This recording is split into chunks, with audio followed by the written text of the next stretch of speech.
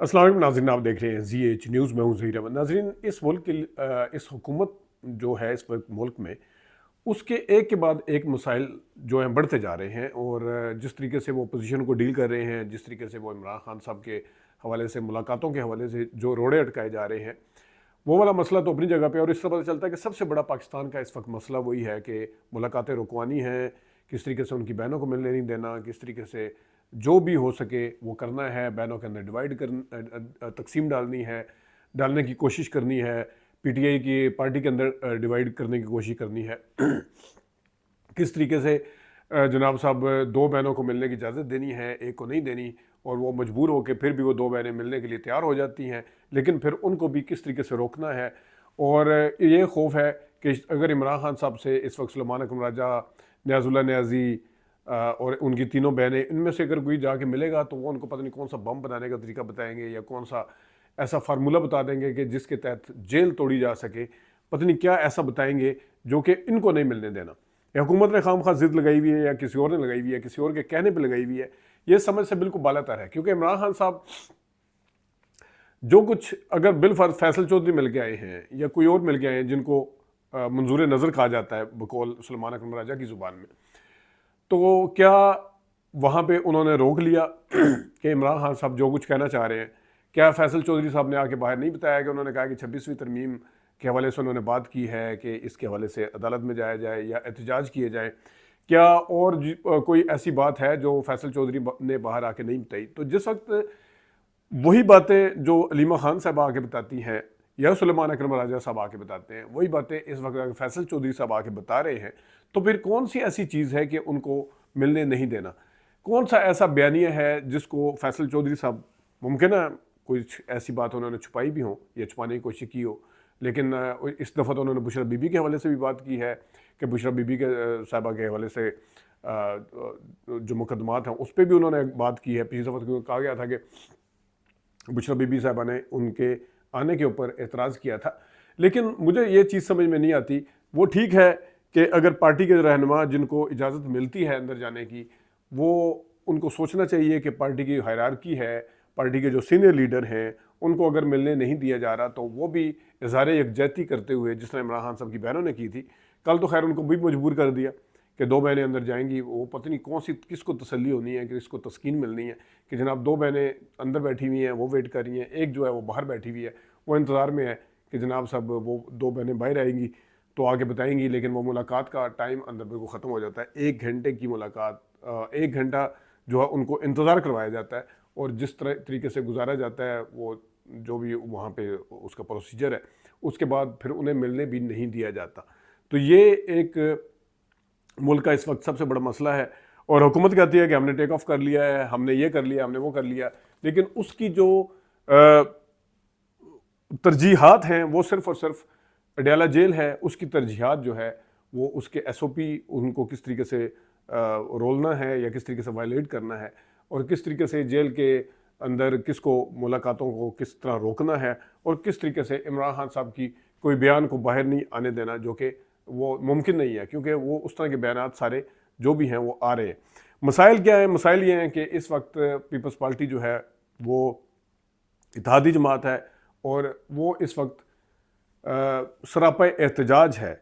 और जिस तरीके से पीपल्स पार्टी कह रही है, कल मतलब नहरों के हवाले से, कनाल के इशू के ऊपर, जिस तरह पीपल्स पार्टी कह रही है कि आप एक तो आईसीसी की मीटिंग बुला लें, और एक जो है सीसीआई की मीटिंग बुलाएं, और दूसरा ये है कि जनाब आप बता दें कि आपकी नहरों का, कौन सी नहर का पानी जो है वो आप कौन से ज़िले से काट के पानी, कौन सी जगह का पानी काट के आप इस चोलिस्तान में देंगे जहाँ पे ये नहरें निकाली जा रही हैं, किस तरीके से वो पानी देंगे, कहाँ से निकाल के देंगे।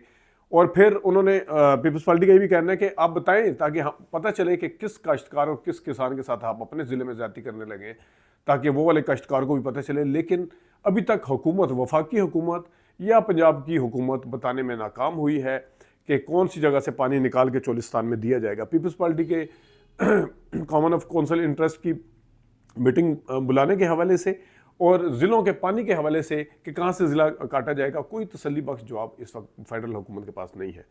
और अपने इत्तेहादियों को वो इस टाइम तक मुतमिन नहीं कर पाए हैं कि जनाब सब कहाँ से पानी दिया जाएगा, कहाँ से निकाला जाएगा। सिर्फ एक सिंपल सा सवाल वो लोग पूछ रहे हैं कि हमें बता दें कि कहाँ से पानी निकालेंगे। अगर आप कह रहे हैं कि इस ये दरिया सिंध के ऊपर वो जो हमारे हिस्से का पानी है उसके ऊपर नहरें नहीं बनेगी चोलिस्तान की, तो आप अपने हिस्से का पानी कहाँ से काटेंगे, बता दें। जाहिर है कोई ना कोई जमा मनफी तो होती है ना कैलकुलेशन। पानी का एक पूरा एकॉर्ड है, पानी का एक पूरा निज़ाम है, तरतीब है, उसमें डंडी तो नहीं मारी जा सकती। अन्य बात तो नहीं कि ऐसी बस ब्लाइंडली उसको कहीं से काट लेंगे और पता नहीं चलेगा। तो इसमें एक एक चीज़ सामने है, ब्लैक एंड वाइट में सब चीज़ें आनी चाहिए, यही वो डिमांड कर रहे हैं।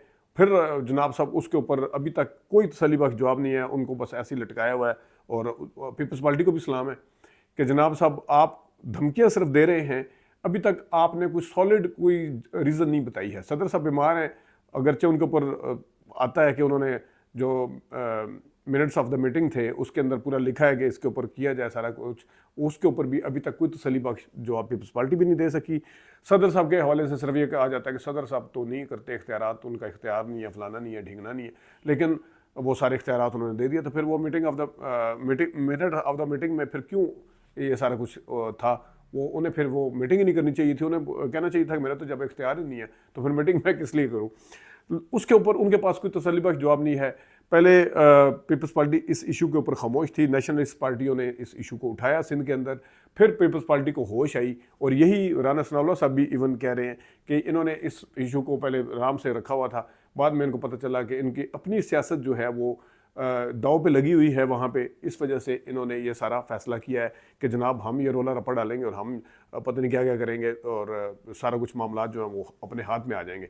लेकिन एक दूसरा जो मसला ये वाला तो बना हुआ है, फिर वो माइंस एंड मिनरल वाला मसला है, वो दोनों में इस टाइम ठनी हुई है कि जनाब साहब वो कहते हैं कि हमने करवा के छोड़ना है, ये क्या पीटीआई कहती है कि हम नहीं करेंगे। अब वो बाप के चक्कर शुरू हो गए हैं। फैसल वाडा साहब और जुनैद अकबर साहब के दरमियान भी किसी का बाप भी नहीं रोक सकता, वो किसी का बाप भी करके देगा, वो कहते करवा लें फिर साइन अगर करवा सकते हैं।